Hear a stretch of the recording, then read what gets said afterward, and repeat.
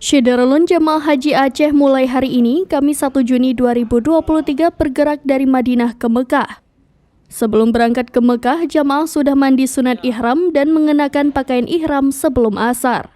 Rombongan pertama yang diberangkatkan adalah 393 jemaah yang tergabung dalam kelompok terbang 1, yaitu asal Banda Aceh, Aceh Besar, dan Pidijaya. Untuk saat ini, sudah 3.127 jamaah asal Aceh dari 8 kloter yang sudah tiba di Madinah. Mereka akan menempuh perjalanan selama 6-7 jam dari Madinah ke Mekah.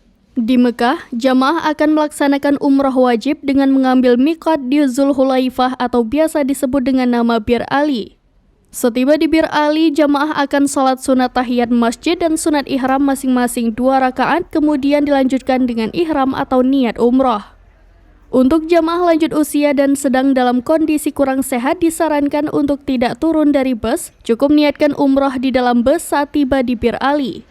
Berikut laporan petugas haji daerah embarkasi Aceh, Ustadz Umar Rafsanjani dari Madinah, Arab Saudi. Assalamualaikum warahmatullahi wabarakatuh. Kami melaporkan dari kota Madinah bahwa mulai hari ini jamaah haji asal Aceh yang tergabung dalam kloter 1 yang terdiri dari Kabupaten Pidijaya, Aceh Besar, dan Kota Banda Aceh akan meninggalkan kota Madinah dan menuju ke Mekah untuk melakukan umrah. Dan dipastikan semua jamaah dalam keadaan sehat walafiat, tidak ada yang sakit, tidak ada yang tinggal, semuanya dibawa dengan full. Kita berharap semoga jamaah haji bisa melakukan umrah dengan sempurna dan jamaah haji bisa selamat sampai ke Mekah dan bisa melakukan berbagai aktivitas ibadah di sana. Dari kota Madinah, petugas haji daerah Umar Rafsanjani melaporkan.